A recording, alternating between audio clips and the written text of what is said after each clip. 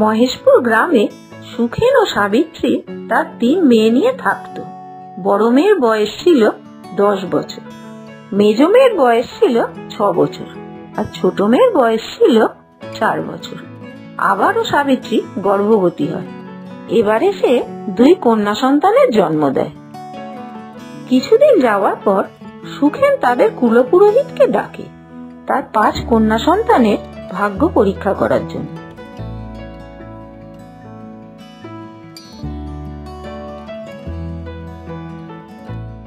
রাম রাম রাম রাম। একই ব্যাপার, আমার জীবনে এরকম ঘটনা তো কোনোদিন দেখিনি। কি হলো পণ্ডিতজি, সব ঠিক আছে তো? না না সাবিত্রী, কিছুই ঠিক নেই। তোমার 5 মেয়ের ভাগ্য একই সাথে জুড়ে আছে। মানে হলো তোমার 5টা মেয়েকেই একটা ছেলের সঙ্গে বিয়ে দিতে হবে, নাহলে 5টা মেয়েই মারা যাবে। কুলপুরোহিতের কথা শুনে সুখেন ও সাবিত্রী দুজনেই খুব অবাক হয়ে যায়। পণ্ডিতজি, এটা কি করে সম্ভব? এ কি শোনালেন আপনি আমাকে?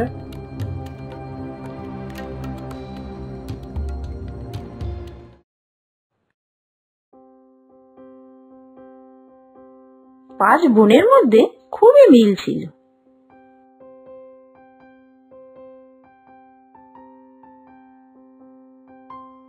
এদিকে বড় মেয়ে সুমনা তার ক্লাস ফ্রেন্ড অনিশকে খুবই পছন্দ করত।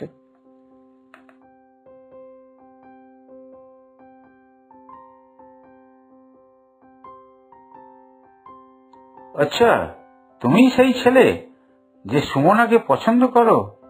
কিন্তু বাবা, আমার মেয়েকে বিয়ে করতে গেলে একটা শর্ত তোমাকে মানতে হবে। হ্যাঁ বলুন, আপনার কি শর্ত? সুমনাকে জীবন সঙ্গিনী বানানোর জন্য আমি আপনার সব রকম শর্ত মেনে নিতে রাজি আছি। ঠিক আছে, তবে তাহলে আমার 5 মেয়েকে তোমাকে একসঙ্গে বিয়ে করতে হবে। রাজি? তুমি এই শর্তে রাজি কিনা বলো, না হলে আমার মেয়ে সুমনাকে ভুলে যাও। এ আবার কি ধরনের শর্ত দিচ্ছেন আপনি? সুমনার পাশাপাশি ওর 4টে বোনকেও বিয়ে করতে হবে? এটা কি করে হয়? এটা আবার কি রকমের শর্ত? এই শর্তের একটা কারণ আছে, যে কারণ তোমাদের কাউকে আমি বলতে পারবো না, আমার মেয়েকেও না, তোমাকেও না। যদি তুমি এই শর্তে রাজি থাকো তবেই তুমি সুমনাকে বিয়ে করতে পারবে, নয়তো নয়। আপনি আমাকে ক্ষমা করবেন, এটা আমি কখনোই পারবো না। সুমনা, আমি তোমাকে খুব ভালোবাসি, কিন্তু আমার মধ্যে এতটাও সাহস নেই যে আমি তোমার আরো 4 জন বোনকে একসাথে বিয়ে করে স্ত্রী রূপে স্বীকার করব। তুমি আমাকে ক্ষমা করো, আমি পারবো না, এটা পারলাম না আমি তোমাকে বিয়ে করতে। বেশ কিছুদিন কেটে গেল, কিন্তু তাও সুমনা ও অনিশ দুজনে দুজনকে ভুলতে পারছিল না।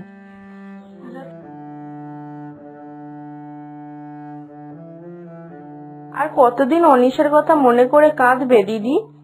তোমাদের যখন এতই ভালোবাসা, তুমি পালিয়ে যাও, আমরা সবাই তোমার পাশে আছি।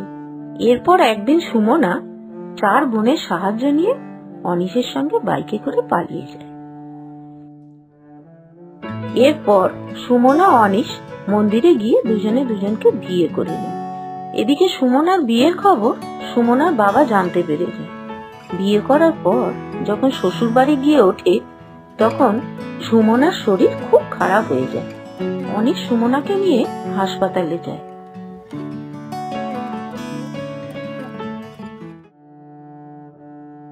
এইসব তোমার জন্যই হয়েছে। এখন আমার মেয়ে মৃত্যুর সঙ্গে লড়াই করছে, এরপর আমার প্রত্যেকটা মেয়েকে একটা একটা করে হারিয়ে ফেলবো। মানে কি বলছেন? আমার সব মেয়ের কুষ্ঠিতেই লেখা আছে একটাই ছেলের সঙ্গে সব মেয়ের বিয়ে দিতে হবে, নাহলে প্রত্যেকটা মেয়ের প্রাণ সংশয় হতে পারে। তুমি যদি এক মেয়েকে না বিয়ে করতে, তাহলে আমার মেয়ের প্রাণ সংশয় হতো না। আমিও সুমনার কিচ্ছু হতে দেবো না। ওকে বাঁচানোর জন্য আমি আপনার 4টে মেয়েকে কেন, আপনার 1000টা মেয়ে থাকলেও তাকে বিয়ে করতে রাজি আছি।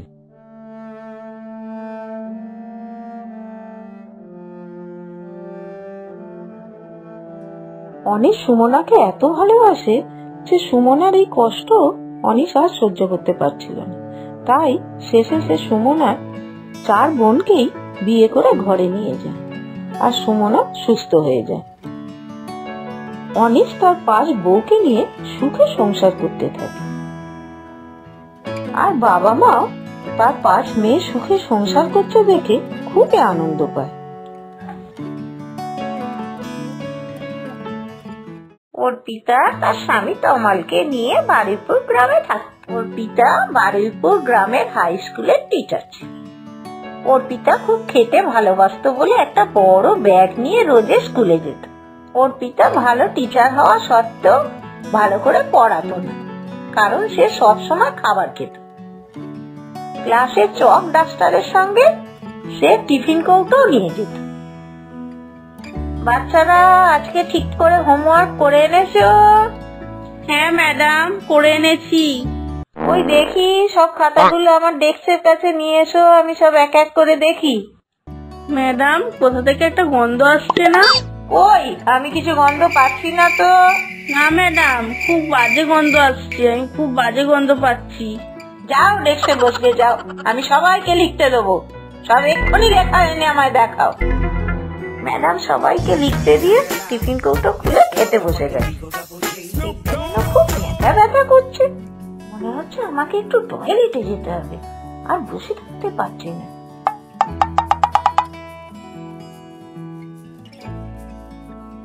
এই সোহেলি, ম্যাডাম কোথায় গেল বলতো? আমাদের লিখতে দিয়ে দৌড়ে কোথায় চলে গেল? সোহেলি, আমি আর তুই দুজনে মিলে দেখে আসি ম্যাডাম কোথায় গেল। ওই দেখ, ম্যাডাম তো টয়লেটে ঢুকে গেল। আমাদের লিখতে দিয়ে নিজেই টয়লেটে ঢুকে গেল।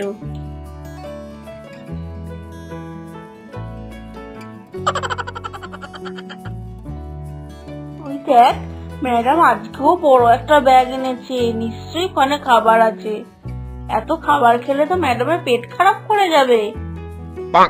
ম্যাডাম ক্লাসে গিয়ে ব্যাগ থেকে ডিম পাউরুটি বের করে খাইতে শুরু করে দেয়, আর বাচ্চাদের বলে তোমাদের যে হোমওয়ার্ক গুলো আছে সেগুলো সব বের কর। এই তো খাবার খেলাম, আবার যেন খিদে খিদে পাচ্ছে। দেখি বাচ্চাদের লিখতে দিয়ে একটা আপেল আছে, বের করে খেয়ে নি।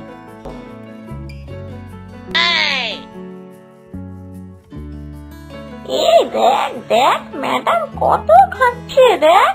এক্ষুনি তো আপেল খেলো, আবার চাউমিন খেলো, আবার দেখ খাবার বের করে খাচ্ছে।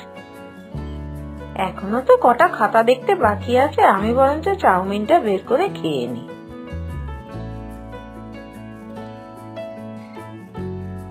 ম্যাডাম এত খাবার কি করে খায় বলতো? আমি তো রোজ স্কুলে আসার সময় ভাত না খাওয়ার জন্য বায়না করি, আর ম্যাডাম দেখ একটার পর একটা খেয়েই যাচ্ছে। হ্যাঁ, আমারও তো একদম ভাল লাগে না খাবার খেতে, মা তো জোর করে খাইয়ে দেয়। সবার লেখা হয়ে গেছে? দেখো, কেউ যদি ভুল লেখো তাহলে কাল আমার জন্য বাড়ি থেকে খাবার নিয়ে আসবে, এটাই তোমাদের শাস্তি। এই দেখ, ম্যাডাম আবার খাবার আনতে বলছে। এটা আবার কেমন শাস্তি রে বাবা, বাড়ি থেকে খাবার আনতে হবে। পর ম্যাডাম ক্লাসরুম থেকে বেরিয়ে যায়, টিচার রুমে গিয়ে ম্যাডামদের সঙ্গে টিফিন খেতে থাকে, বিরিয়ানি। তারপর স্কুল ছুটির পর কি ব্যাপার, পেটের ভেতরটা আমার এত গুড়গুড় করছে কেন, এত শরীরটা খারাপ লাগছে কেন?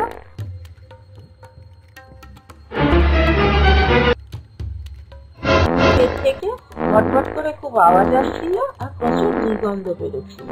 তারপর ম্যাডাম কন্ট্রোল করতে না পেরে ছুটে বাথরুমের দিকে চলে যায়। রাত্রিরে খাবারের কারণে আমার এত পেট খারাপ হয়ে গেছে, আমার মনে হচ্ছে আজ বিরিয়ানি আর বাথরুম থেকে বেরোতে পারবো না। ম্যাডাম এমন বাথরুম করছে যে সারা স্কুলে বিচ্ছিরি একটা গন্ধ হয়ে গেছে, সবাই নাকে হাত চাপা দিয়ে বসে আছে। ম্যাডাম কোন রকমের বাথরুম থেকে বেরিয়ে আবার ক্লাসরুমে যায়। ক্লাসরুমে গিয়ে আবার তার পেট ব্যথা করতে শুরু করে, তখন সে আবার টয়লেটে ছুটে চলে যায়। হওয়ার পর ম্যাডাম বাথরুম থেকে বেরোচ্ছে না দেখে স্টুডেন্টরা প্রিন্সিপাল ম্যামকে ডাকতে যায়। প্রিন্সিপাল ম্যাম এসে দেখেন যে বাথরুমের দরজা বন্ধ। কোন রকমে ঠুকে বাথরুমের দরজা খোলার পর দেখে যে ম্যাডাম ভেতরে অজ্ঞান হয়ে পড়ে আছে। তখন তাকে সবাই মিলে হাসপাতালে নিয়ে চলে যায়। হাসপাতালে চিকিৎসার পর ম্যাডাম একটু সুস্থ হয়ে যায়। তখন ম্যাডাম নিজের ভুল বুঝতে পারে। আমি আর কোনোদিনও এত খাবার খাবো না, আমি নিয়ম করে খাবার খাবো আর বাচ্চাদের খুব মন দিয়ে পড়াবো।